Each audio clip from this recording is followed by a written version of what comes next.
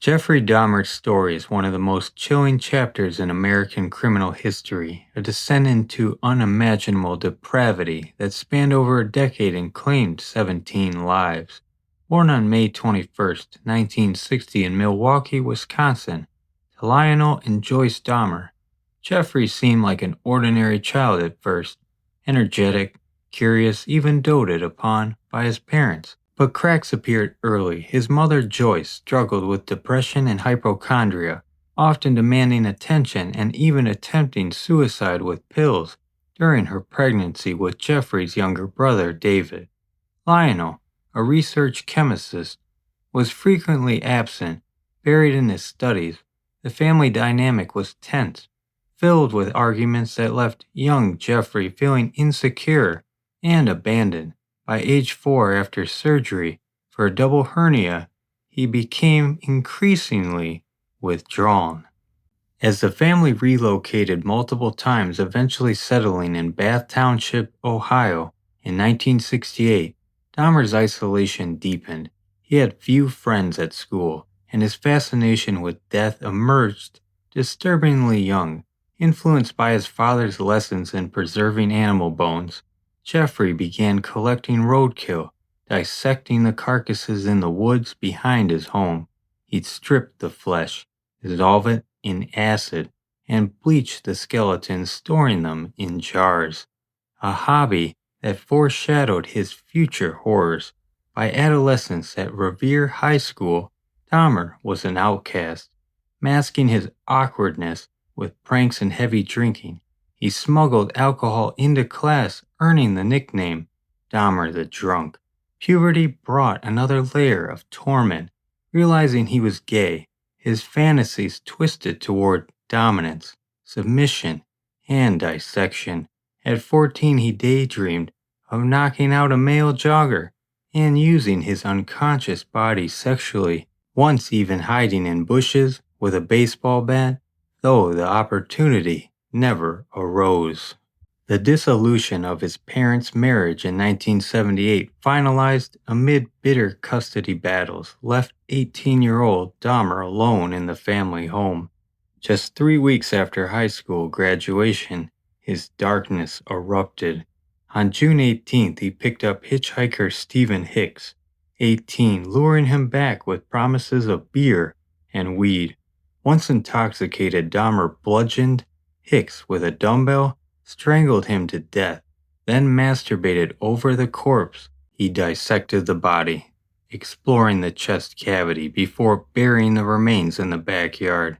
Weeks later, paranoid about discovery, he dug up the bones, crushed them with a sledgehammer, and scattered them in the woods. This first set a pattern: lure, drug, kill, defile, dismember, dispose, but with escalating gruesomeness.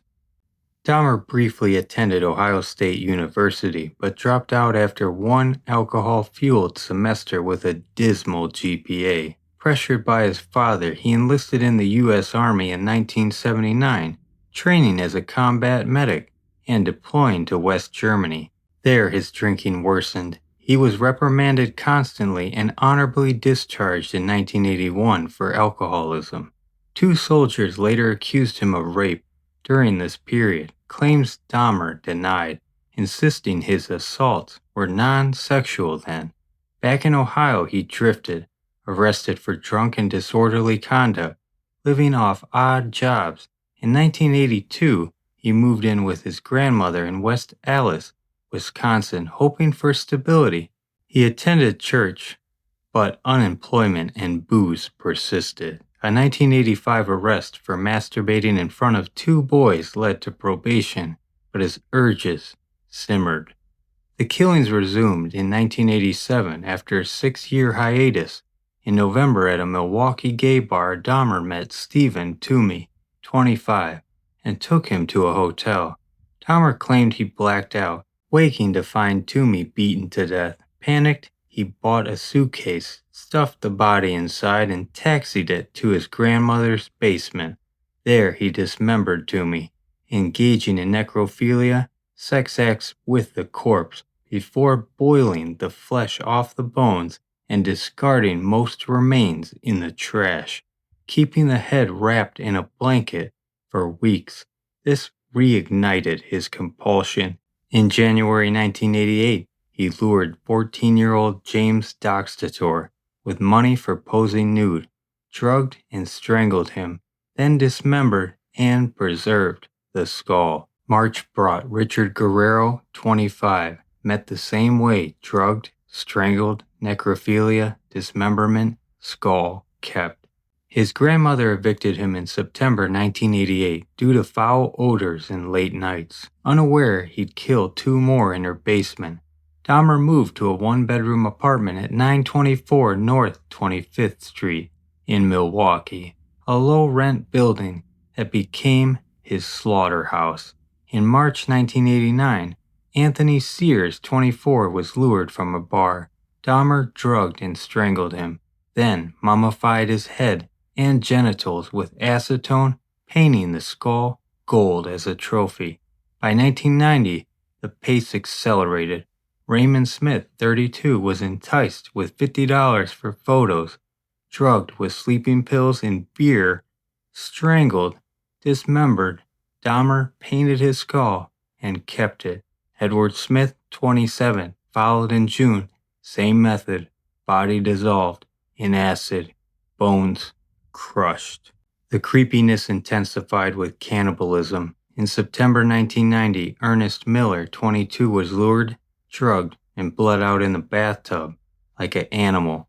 Dahmer ate his heart and biceps, claiming it gave him permanent power, and posed the body for Polaroid photos before dismembering, preserving the entire skeleton in bleach.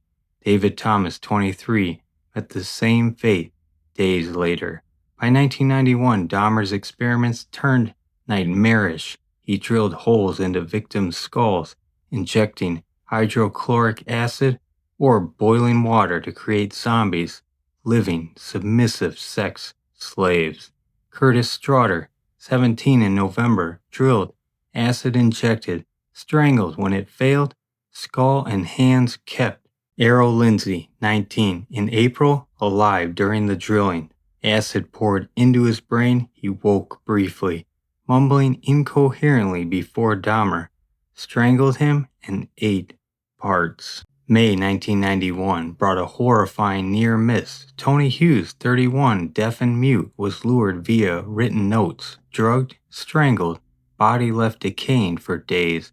Then 14-year-old Conorak Synthasamphone, brother of a boy Dahmer molested years earlier, lured, drilled, acid injected. Conorak escaped naked and drugged into the street. Neighbors called police, but Dahmer convinced officers it was a lover's quarrel, claiming Conorak was 19 and his boyfriend. Police returned the boy to Dahmer's apartment, ignoring the bleach smell, and left. Dahmer immediately strangled him, photographed the body in poses, dismembered it, and kept the skull. This police blunder haunted Milwaukee, exposing systematic racism and homophobia, as many victims were gay men of color. The body count mounted: Matt Turner, 20, in June, head in freezer, torso in a 57-gallon drum of acid. Jeremiah Weinberger, 23, drilled, acid to brain, survived comatose for a day before death. Oliver Lacey, 23, heart frozen for later consumption. Joseph Bradhoff, 25, body left rotting on Dahmer's bed for days, covered in a sheet while he slept beside it. Dahmer's downfall came on July 22, 1991. He lured Tracy Edwards, 32, to his apartment with promises of beer and money for company. Edwards noticed a foul stench, like rotting meat mixed with chemicals and boxes of acid. Dahmer handcuffed one wrist, brandished a knife, forcing Edwards to watch The Exorcist 3 while muttering about eating his heart. Edwards escaped by punching Dahmer and fleeing, flagging down police with the cuff dangling. Officers Robert Routh and Rolf Mueller accompanied Edwards back to apartment 213. Dahmer calmly offered to fetch the handcuff key from his bedroom, but Mueller spotted Polaroid photos in a drawer, gruesome images of dismembered bodies in various stages alive, dead, posed, eviscerated, heads severed. As Mueller shouted, "There's a head in the refrigerator," Dahmer lunged, fighting desperately to resist arrest. He struggled against the officers, swinging wildly in a brief but intense scuffle, but they overpowered him, cuffing him face down on the floor. Backup arrived and the horrors unfolded.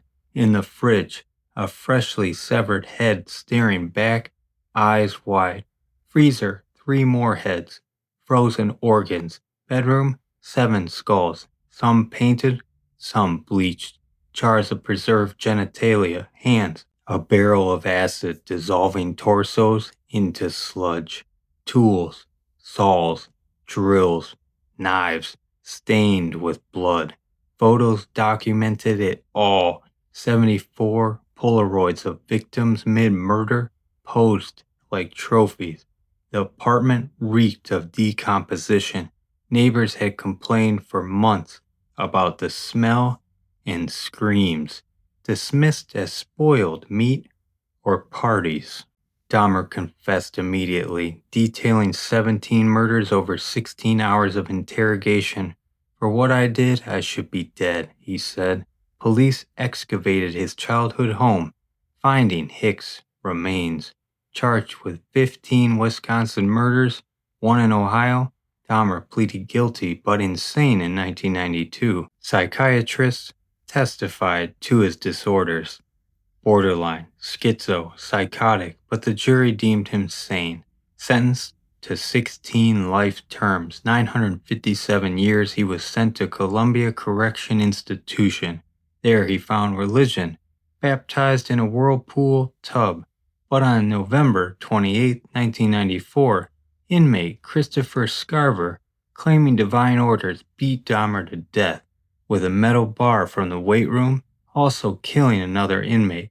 Scarver later said Dahmer taunted prisoners by shaping food into severed limbs, drizzling ketchup as blood. Dahmer's legacy is a nightmare of missed opportunities, police failures, and human monstrosity. His brain was preserved briefly for study but cremated per family wishes.